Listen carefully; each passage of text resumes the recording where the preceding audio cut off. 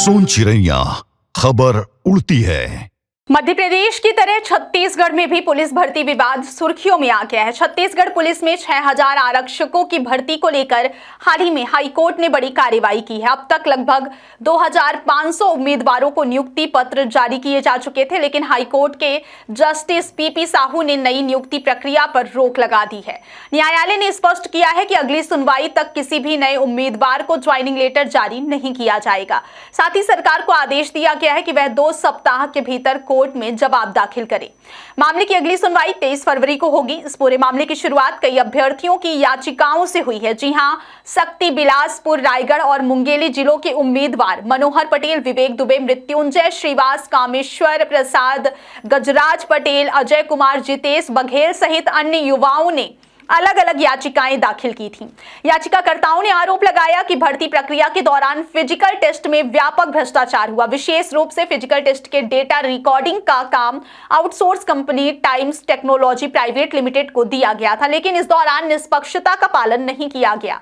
याचिकाकर्ताओं ने यह भी कहा कि कई उम्मीदवारों से पैसों के लेन देन किए गए और कुछ को अनुचित लाभ पहुंचाया गया। उनका तर्क था कि यह भ्रष्टाचार केवल बिलासपुर केंद्र तक सीमित नहीं है, बल्कि पूरे राज्य में आयोजित फिजिकल टेस्ट में इसी तरह की गड़बड़ियां हुई होंगी।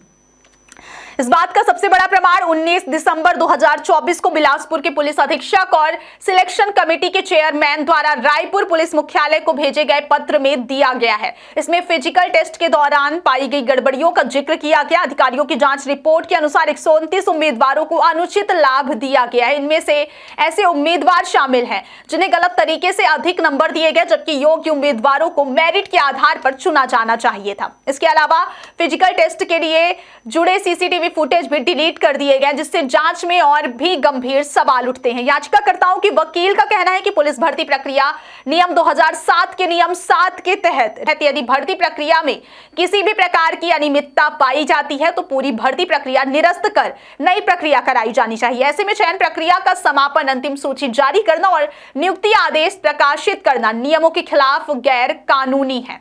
हाईकोर्ट ने इस पूरे मामले पर कड़ी प्रतिक्रिया दी है और सरकार को स्पष्ट निर्देश दिए हैं कि अगले आदेश तक किसी भी नई नियुक्ति आदेश को जारी नहीं किया जाएगा। अब यह देखना दिलचस्प होगा कि 2 सप्ताह में सरकार का जवाब क्या होता है और 23 फरवरी को कोर्ट किस दिशा में निर्णय सुनाती है। यह मामला राज्य में पुलिस भर्ती प्रक्रिया में पारदर्शिता और निष्पक्षता को लेकर सवाल उठाता है और उम्मीदवार के भविष्य पर गहरा असर डाल सकता है। सोन चिड़ैया खबर उड़ती है।